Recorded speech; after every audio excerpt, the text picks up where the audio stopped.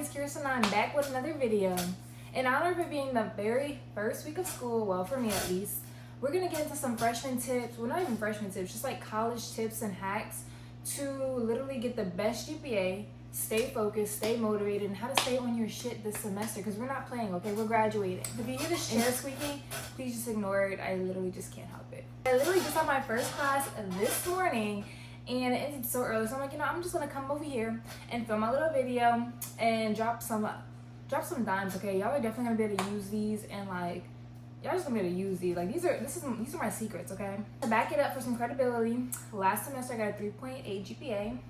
Yep, that's me, 3.8, and I think my overall cumulative GPA is a 3.5. That's because freshman year I slept off.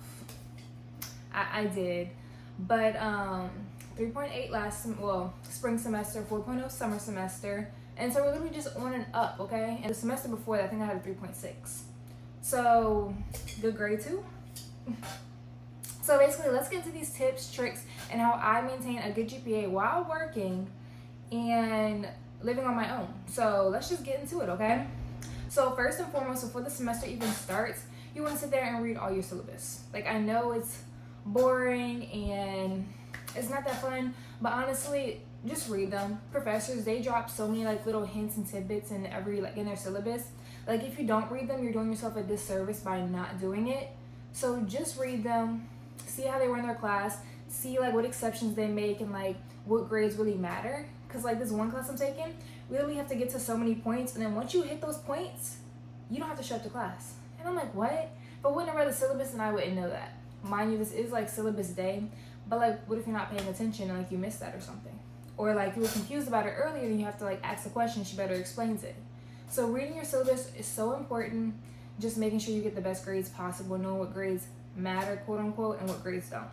And so after you read your syllabus, you're gonna wanna sit there and buy yourself a planner, a notebook, or use your iPad if you have one, and put all of the important tests, homework, assignments, everything that's due into a calendar. So whenever you look at your monthly calendar, you're like, oh, okay, it's gonna be a busy month. Or your weekly calendar, you're like, oh, I have this, and this to do this week. Let me prioritize my time. And also on prioritizing time, you wanna make sure that you're planning out every single day, because whenever the semester gets up and things are rolling, it's gonna be happening fast. So being able to plan your week like on that Sunday, you know what I'm saying? So you know, okay, Monday I have to do this homework, Tuesday this homework, Wednesday. So you're not sitting there on the last day rushing out at 11:59 trying to turn in all your stuff. You know what I'm saying? Plan it out a week ahead so that way you know what's in front of you, you see it, you know, and you're not missing any assignments, okay? Because you don't want to miss any assignments. Literally just pass the class, honey.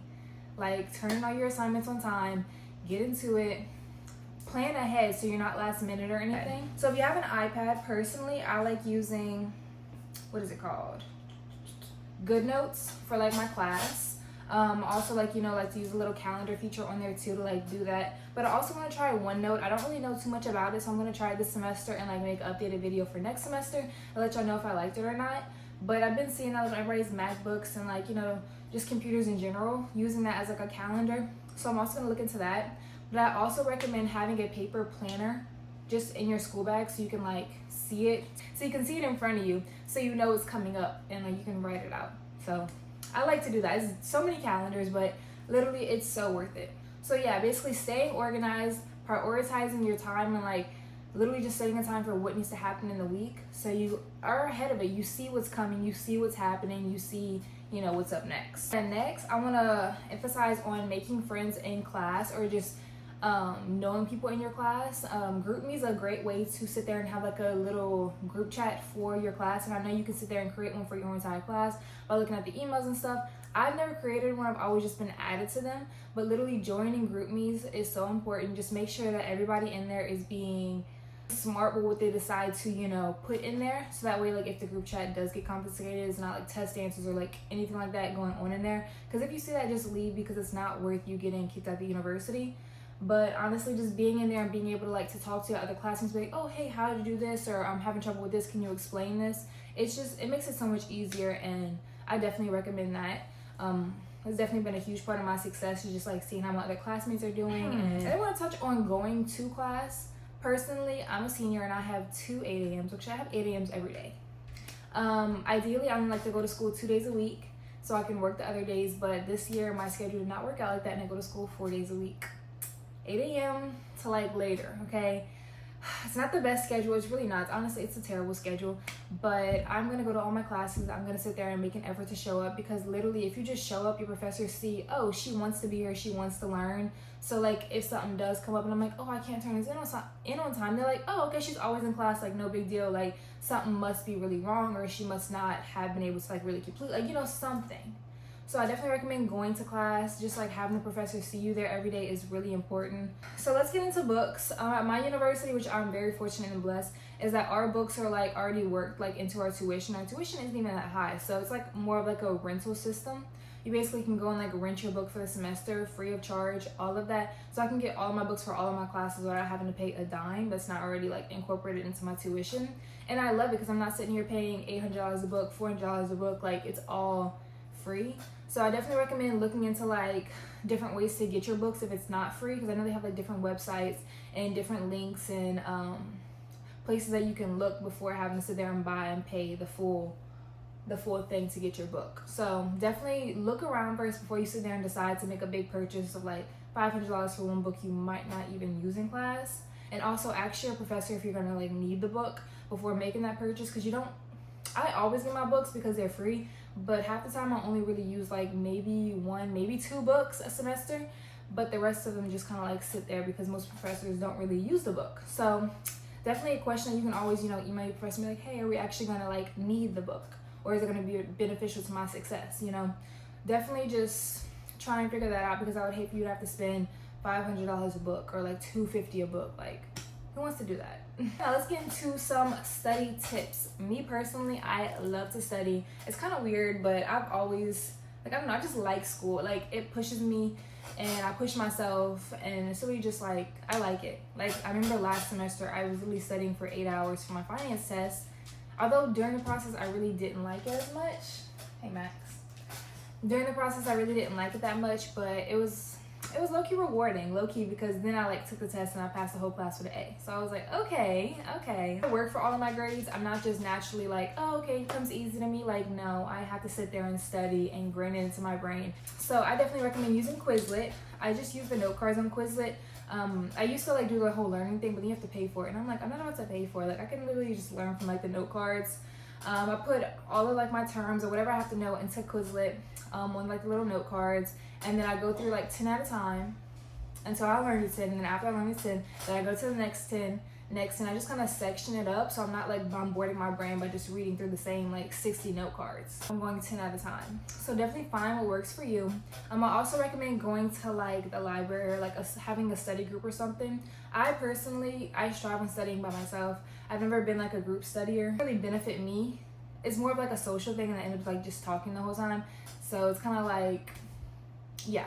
So I literally just go to the library for a few hours, literally put on my headphones and just grind out and study.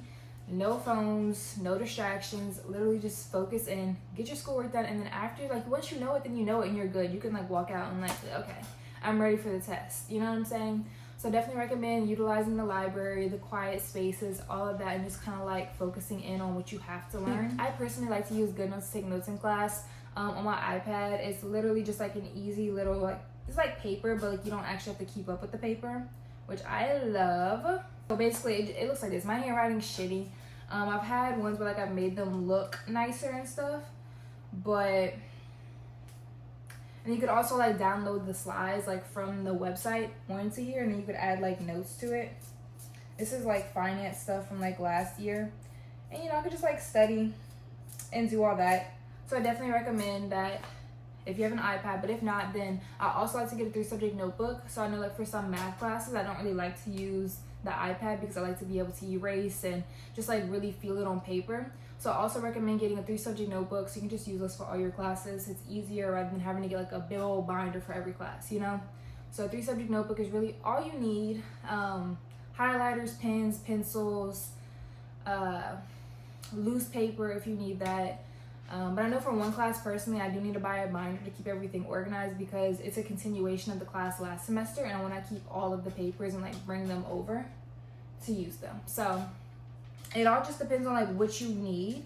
And for work class, Every class is different. But yeah, and then phone usage during the semester, honestly, I recommend you not getting on TikTok until after a certain time. Like literally set a limit in your head, okay? Like after 5 p.m., then I can get on TikTok, which I mean is probably the time you should be studying.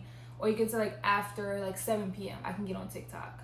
Or I can get on TikTok for an hour in the morning and then I have to focus on school the rest of the day, and then right before I go to bed, or like just something, some kind of phone limitation. It's so easy to get caught up in literally just like scrolling on TikTok. You're like, oh shit, like I have to study, and then you're procrastinating by scrolling. So yeah, and then back onto the study tips a little bit. I definitely recommend getting out your room. Don't study in bed, baby, because you're gonna be tired. You're gonna want to go to sleep. You're gonna want to put on TV. Honestly, having a difference between like your bed being a safe place and a safe space and like just a relaxing space versus a studying space is so essential to literally just like maintaining your mental health during the semester. So yeah, I just don't recommend like using your bed as a place to study, because then it just has a whole negative connotation in your head, and then you get tired in bed, you get lazy, you just want to go to sleep. So don't study in bed. Literally go outside, go to a coffee shop, go to a library, just get out of your room, or your bed at least. Let's hit on mental health for a second. Making sure your mental health is good during the semester is also so essential. Like taking care of your body, your mental health, like all of that is so important. Those are all of my tips for a successful semester. I hope you all have a wonderful semester. Y'all are gonna do amazing. Just keep studying, keep your head in the books, but also take care of yourself as well. And literally just vibe out, man. Just enjoy the process, enjoy the experience. Hope y'all all have an amazing semester, whether it's your first or last. Good luck. Bye.